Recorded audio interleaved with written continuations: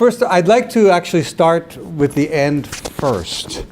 And the reason is actually for a double logic here.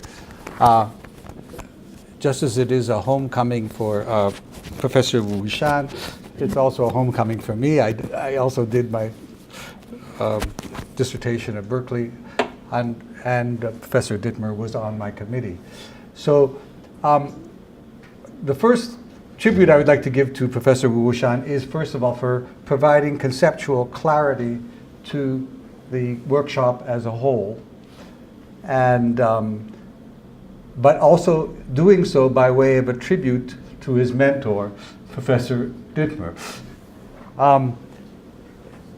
in the sense that I think that it's the triangular relationship is an appropriate model, and not necessarily for everything that we're talking about today, but it is one of the appropriate ways of conceptualizing it.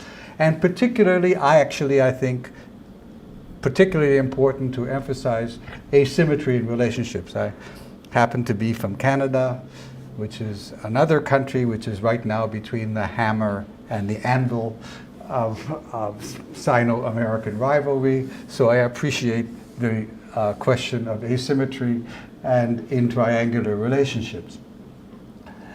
And I think we can go much further in trying to conceptualize further the question of asymmetry.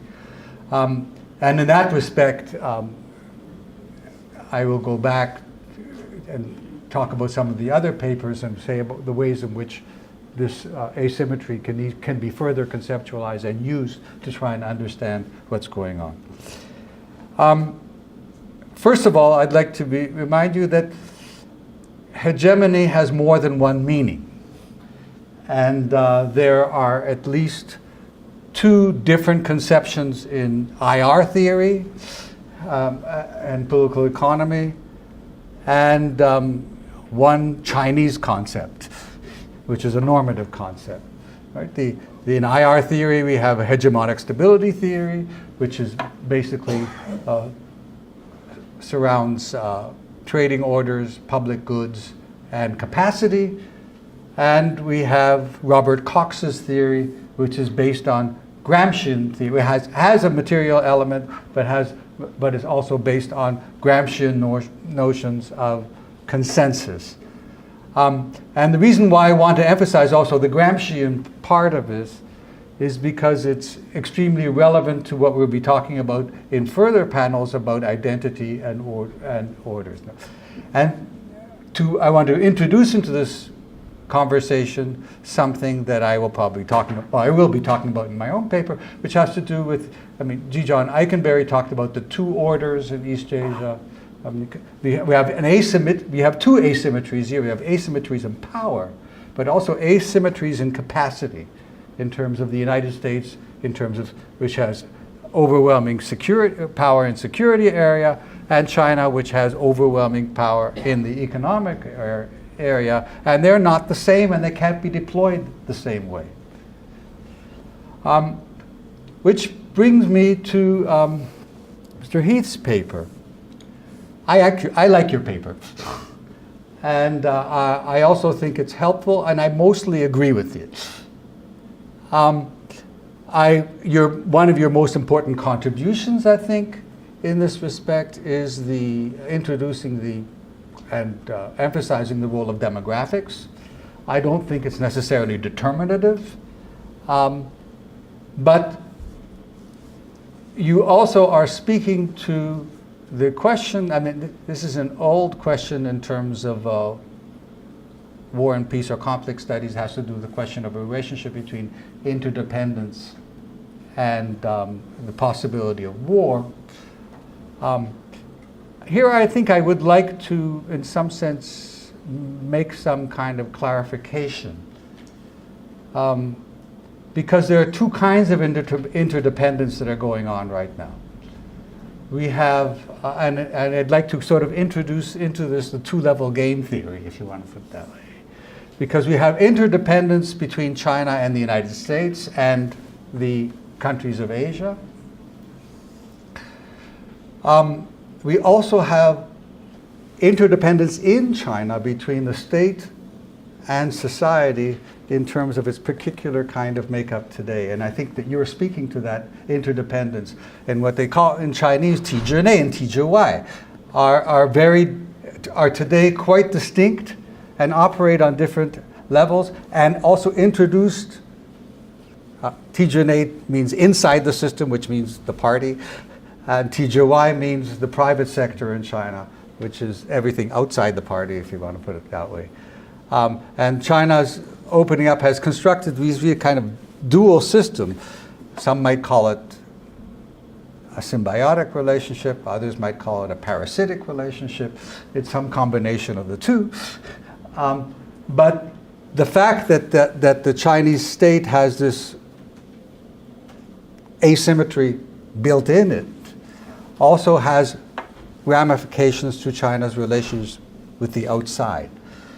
And the question is, how far can Xi Jinping stretch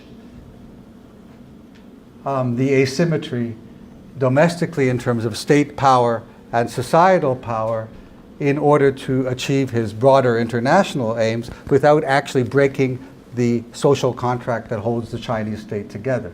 I think you're speaking to that in some sense in this thing. And the same thing holds true in a different kind of way in the United States, as we can see today with deep polarization in U.S. society over many issues. And one of them, you were referring to war and peace and equality, other questions, but these things also will occur at the level of the trade war with China as well. So I appreciate your paper, and I think it can be further developed in terms of these, maybe perhaps using a two-level game theory. It's always a pleasure to listen to Ed Friedman. It's a kind of, in our field, it's a kind of performance art every time I listen to him. And I think, but in this case, I mean, as a guy, I think I would disagree. In the sense that while I agree that, and then there was a way go transition to Sam Chao, Sui Xiong Zhao's paper. While I agree that Chinese territorial claims go back to the nationalist era and in some sense are embedded in the Republican idea that whatever was the Qing boundary is the borders of the Chinese nation and Chinese state. China's assertion of its maritime border is relatively recent in terms of actively doing so. And here I think we do have to talk about both capacity and maturation. In my own research in the area, you see, I mean, two things. We start reading Chinese naval analysts, reading Admiral Mahan, and the role of sea power in history of China becomes a larger trading partner, and there's a kind of strategic reorientation towards the maritime order, which was not there before any time in Chinese history, perhaps with the exception of Zheng He. Secondly,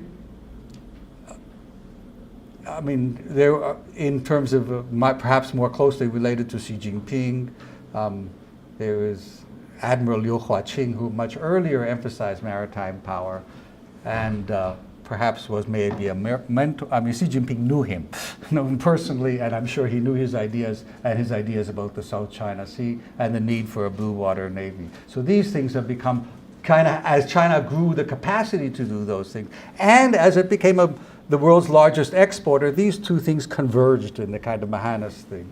And China therefore saw its near maritime frontier as an absolute strategic necessity. And it was not until China saw its near maritime frontier as an absolute strategic necessity that it began to invest. But there was a cost, as I would like to reemphasize that Professor Chao said. The cost is normativity. That China has been successful in the South China Sea but at the cost of destroying the norms that may ensure its rise. There's a problem that Professor Friedman does not deal with. In 1947, UNCLOS was not signed. UNCLOS did not exist. The UN Law of the Sea did not exist.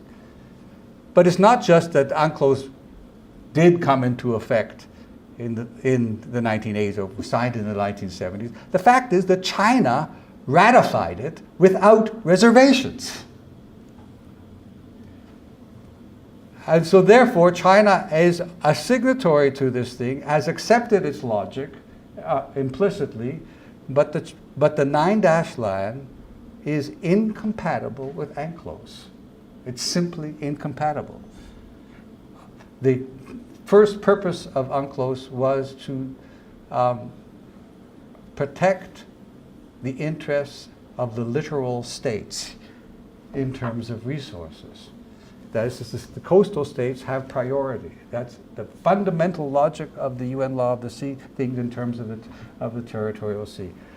And so that even if, and I say this to my Chinese colleagues all the time, even if every feature within the 9-dash line were given to China, China would still not have a exclusive economic zone over the South China Sea. And the arbitration court actually took it even further than most of us even imagined on that. So the problem, therefore, is that China now can make a de facto claim, but it cannot make anyone recognize it. Anyone. And that becomes a problem in its relations not just with its neighbors, but at the global level. And it's incompatible with some of the other goals of China's rise. So this is something that actually is something we will have to discuss further in terms of our discussions here, but it's absolutely appropriate to discussion to clarify these points. That China's rise also must include some form of Gramscian hegemony. That's to say, building a consensus around the view that China's rise is legitimate.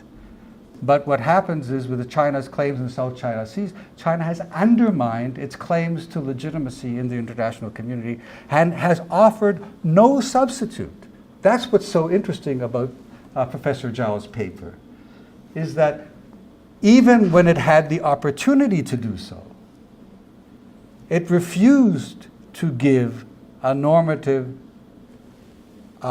conception of its claims in the South China Seas. And so, yes, it moved, as Professor Chao points out, initially it did so for strategic reasons. Refusing to do so might force it to limit its claims. But afterwards, in asserting its claims in contravention to the norms, it's left with a basically normative black hole. And that undermines China's rise as a Gramscian hegemonic power.